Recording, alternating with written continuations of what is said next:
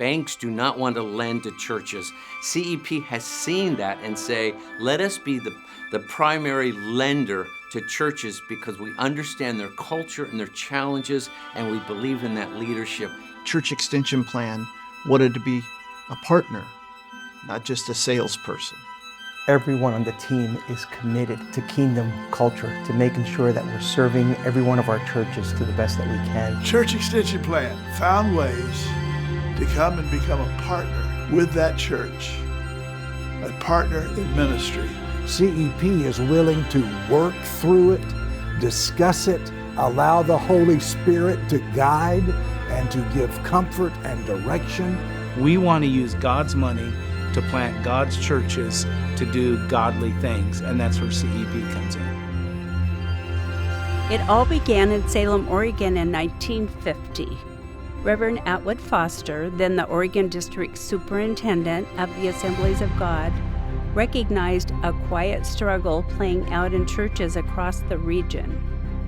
Congregations were growing, vision was abundant, but when it came time to build, few could access the financing that they needed. So Reverend Foster launched something entirely new, a financial ministry designed specifically for churches, rooted in trust, mission, and a deep belief in the future of the local church.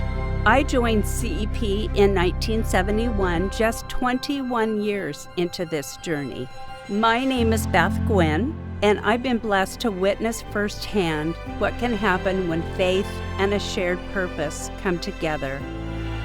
I'm honored to bring you the story of Church Extension Plan.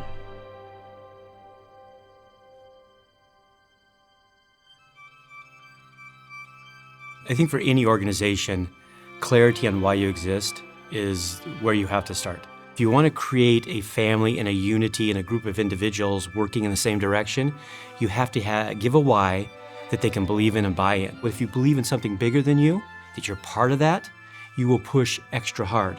You will go the extra mile. We want to be part of your ministry. We want to be part of what you do because we have 75 years of working with churches. We're there to help a church fulfill the vision God's placed on their hearts, and we're going to use the tool of finance.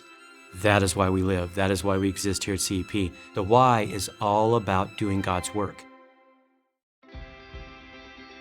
In those early years, CEP operated around a kitchen table and tucked away desks from Reverend Foster's own home in Salem, Oregon. The very first loan was made to Alston's Corner Assembly in the sleepy logging town of Rainier, Oregon, then a population of 1,300 people. That church still stands today, serving its community and reminding us of where this story began. CEP originated in the Oregon district of the Assemblies of God. Some have said, well, it started in a drawer in the district office. I think they've always had a warm heart towards Oregon because that's where they started, right in the network office. So the relationship has proven to help many churches. Nothing that the Oregon Ministry Network would have had the capacity to do on its own. And in some cases, banks would not even be willing to consider because they're all about profit. Church Extension Plan they were about ministry and partnership. By 1955, just 5 years in, CEP had already outgrown Foster's home office. With more employees and growing demand, the team moved into their first office on Market Street. By 1966, the company had once again outgrown its space. We moved to a larger office on State Street in Salem, making room for more staff and installing a cutting-edge computer system. Around this time, CEP welcomed a new voice into its leadership ranks, Andy Davidson. A seasoned pastor and respected leader, Davidson had already served as superintendent of both the Arizona and Oregon districts. In 1975, after 25 years of faithful leadership, Atwood Foster stepped away from Church Extension Plan. With deep roots in ministry and a clear sense of purpose, Davidson became CEP's second president, guiding the company into a new season. As CEP was growing under Andy Davidson, a future leader was on the horizon, working in the background, wholly unaware of this little company called Church Extension Plan and their imminent collision course. Pat Clements was working in the world of finance in San Francisco. It was there he developed the skills and discipline that would one day serve the church in unexpected ways. But God was calling him somewhere more meaningful. He eventually left the business world and became a pastor at Valley Christian Center in Dublin, California. That combination, a background of finance and a heart for the church, made him the right leader for CEP when the time came. Pat was not a single-dimension leader. His expertise was finances. His call was ministry. And his secret weapon was the ability to see tomorrow in a better light than today. It's a privilege to work with Pat. When you work with CEP, you almost need to say Pat Clements. Pat was a decision maker. There were no gray areas with Pat. It was really black or white, and I like that about him. He could make a decision pretty quickly. He was organized. He was an executive-minded officer. I have found that to be true when I served on that board for that many years. When you look back, you see how God took all of these pieces and put them together. So with his background in finance and his pastoral call and working in the local church, he became the ideal person to step into Church Extension Plan when they were a small organization here in Oregon and really were not real clear on where they were going to go. He was a visionary. I like to refer to CEP back in the early days as the Bailey Building and Loan Association from It's a Wonderful Life. Just this hole in the wall, just serving the local community. And Pat had this vision to take it national. He had a very organized mind, and he loved business plans. He studied them. He studied all different leaders.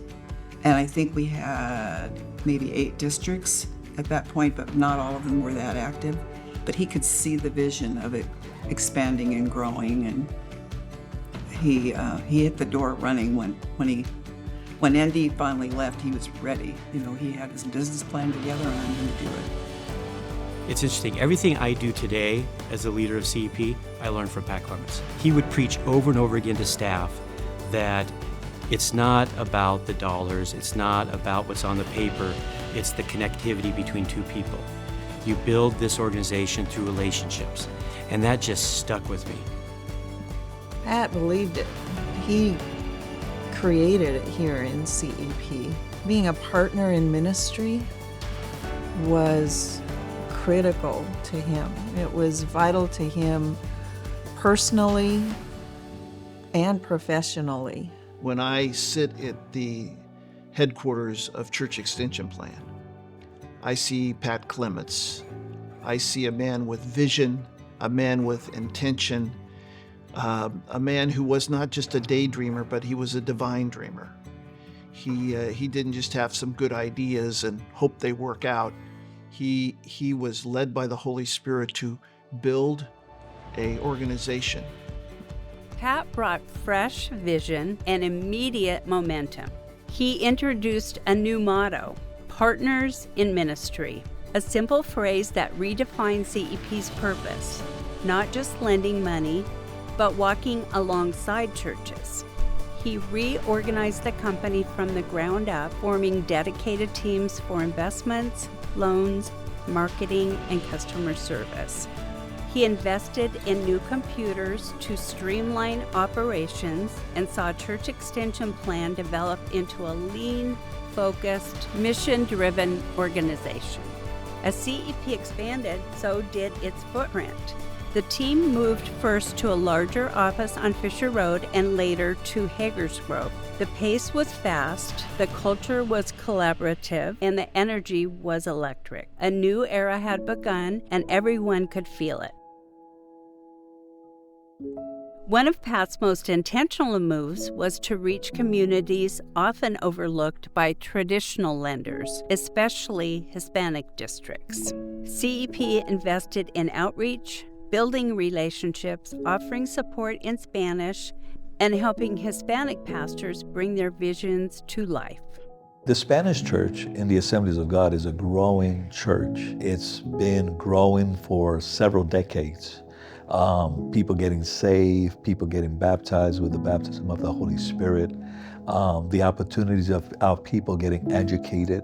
That has also changed the kind of income they have received as families. We appreciate CEP greatly.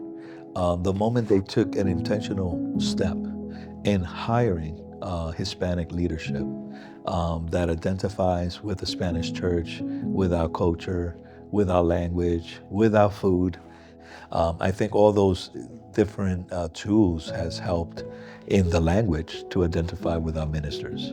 CP has been an invaluable partner to FMD. They've just been so good at being able to service our unique community and our churches. They've been able to staff with Hispanic-speaking representatives, also a department that just caters and serves all our churches, not only in FMD, but throughout the whole nation. And that's truly been a game changer for our churches in our district. Over the years, CEP faced seasons of uncertainty, moments that tested our resilience and deepened our commitment to the churches we serve. When 08 hit and we needed to go visit churches, I didn't have to get Pat's permission. He didn't tell us what to do. It was like, hey, Pat, I need to go see these churches. I got to work on them. All right, go make it happen. He trusted us to do our job. You hire the right people, you trust them to do their job. You know, some people claim to be a partner in ministry. CEP has proven that over and over. For instance, in 2008, 9, and 10, the entire country was in this recession and the finances were tough. Churches were not able to pay their loans. They weren't able to meet their obligations. And CEP, time and time again, worked with the Oregon Ministry Network and with the local churches, allowing them to pay interest-only payments until we got through the hard time. And they did that with no strings attached because they felt it was the right thing to do. So it's those types of things that I've seen over and over and over again that has helped us to call them partners. And we mean that. After decades of faithful leadership, Pat Clements recognized it was time to step back. He had poured everything into CEP, building a legacy of trust and ministry partnership. As the time came to pass the baton, leadership didn't have to look far.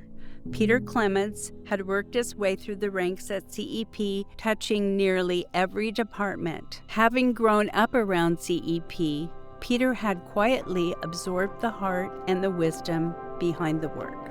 When the COVID-19 crisis hit, CEP, like many ministries, faced a moment of uncertainty.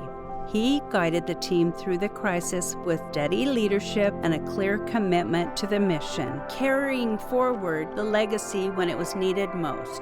During that COVID season, we began to ask ourselves, what is God asking us to do to serve churches at this moment? We began to get phone calls from churches saying, we don't know if we're going to be able to pay our bills. We're concerned, we're not meeting, we're not taking offerings. Some churches were not prepared to go online. And our advice early on was, let's see how long this lasts. Do what you can. If you can make a payment, please do. If you can make a part of a payment, that's great, please do that. And if you can't make a payment, know that we will walk with you and check in every week, every month.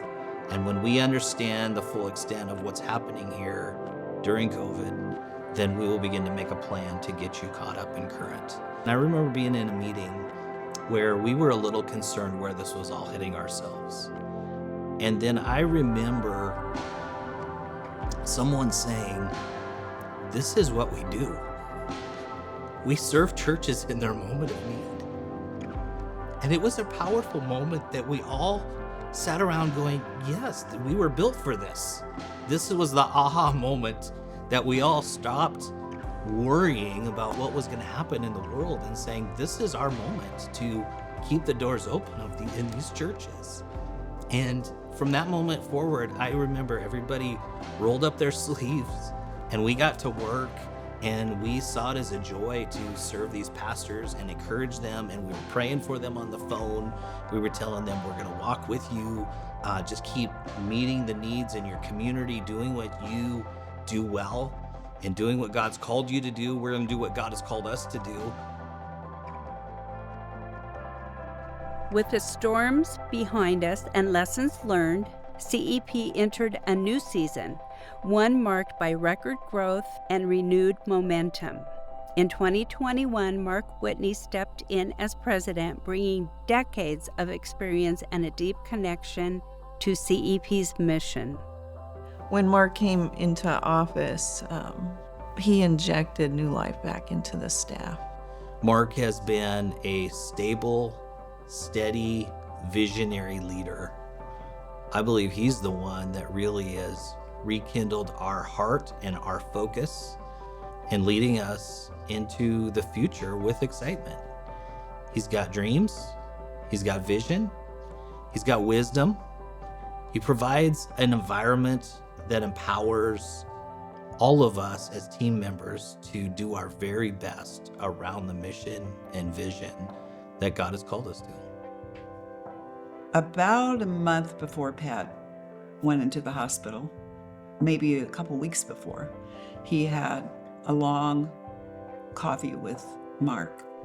Mark was showing him where CEP was and what it had been doing the year before, and he came right into me and he sat down and he said, "I just want you to know that was the best conversation." He said, "I am so proud of where CEP is." Once I became a president, I thought it was very important to include Pat Clements more in my life. It's interesting, before you become the president, you're always criticizing that seat. You're going, why don't they look at things this way? Why don't they do it this way? But once I sat in the seat, I was like, oh my gosh, I need Pat Clements. So I was fortunate enough to meet with Pat. I think it was a couple weeks before he went to the hospital. Because I had a couple things I really wanted to share with him. Is we really had made some changes that were seeing us really catapult us to becoming stronger financially. And he was excited to see the numbers. I remember I pulled out our budget sheet, just this huge Excel spreadsheet, and put it in front of him, and then our financials. And Pat loved numbers. So his eyes lit up, right? He's looking at that and he's going, wow, you guys are doing amazing. He was just so excited for how well we were doing. For 75 years, we've been building something lasting, a legacy of trust, financial strength, and ministry impact across generations. What started as a bold idea around kitchen tables has grown into a nationwide movement of partnership and purpose. Today, that mission hasn't changed, but how we carry it forward is evolving. Church Extension Plan is becoming Gen Phi Ministries. This is more than a new name. It's a declaration of who we are and where we're going. Changing the name of an organization is a big deal, and it's not something that we take lightly. But in the last few years, it became clear to us that the name Church Extension Plan might not represent us best leading into the future. After several months of considering lots of different names, we landed on our new name, Gen Phi Ministries. And we love this name because it perfectly describes who we are and where we are going as an organization. We are a financial organization, but we serve ministers and ministries. And we know that when we do that, it's not just one individual, it's not just one church that we serve, but we impact generations through the services that we offer. Gen Phi Ministries, financial strength, generational impact. That is who we are, and that is where we are going. Every generation has a call. Every generation has an opportunity. It brings it into a new season, a new generation, a new 21st century, if you will. It's not abandoning the past, it's building on the past. Will it rebrand? Will it change who we are? I don't think it will change who we are. In fact, I think just the opposite will be true. I think it will expose us to a whole new group of people that for the first time will begin to understand what CEP has always stood for. The important thing is what we do, even more than who we call ourselves. One of the difficulties we had with Church Extension Plan is, what do you do, right? With Gen Phi Ministries, one, we're making impact for generations. Phi, we're a financial organization. But probably the key to that name is the ministry side of it, right? Our heart is to serve. Our heart is to serve ministries, but not just serve ministries, but be a ministry. While many things here at Gen Phi may be changing and changing for the better, there are some core beliefs that we have that will not change. Our heart to serve pastors, our heart to serve churches, our heart to build relationships. We are more committed now than ever to continue to do our part, play our role, serve in the financial service arena, and support churches and pastors around this country. Pat Clements' vision has not changed and will not change. What changes perhaps is methods. Just like God never changes, but the methods he uses sometimes change. And we just have to look back and says those years were great years, but we're looking forward for newer experiences, and that this organization, CEP, which now is serving as Gen 5 Ministries, will impact not just the generation, but the world in which they will be serving. It is stronger now than it has ever been. This is not just a building in Salem, Oregon. It's churches from the Pacific to the Atlantic, from Canada to Key West. It is ministers who are waking up excited about tomorrow for their churches and their people. They are looking at new beginnings. The mission is not changing. We are the same organization. It's the same mission, but it's a new name. And we just believe that Gen 5 Ministries is built on a strong foundation of what Church Extension Plan has been for 75 years, but it launches us into the next 75 years of ministry and serving churches and serving individuals. We feel like this name perfectly reflects who we've been, but where we are going. I didn't know how he's going to handle the name change. So I'm sitting there and I'm going, okay, Pat, we're going to change the name. And he said, it's about time.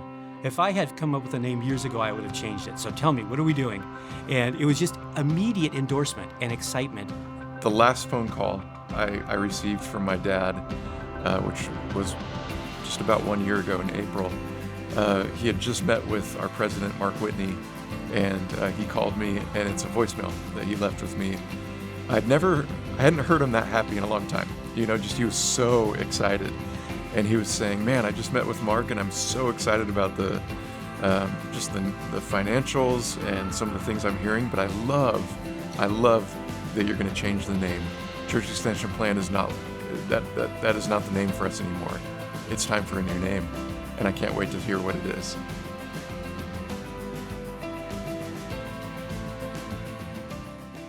Through decades of change, growth, and challenge, one thing has remained steady: our commitment to the church. Now, with a renewed vision and a new name, we move forward with the same calling. We're building the future on a strong foundation through financial strength and generational impact.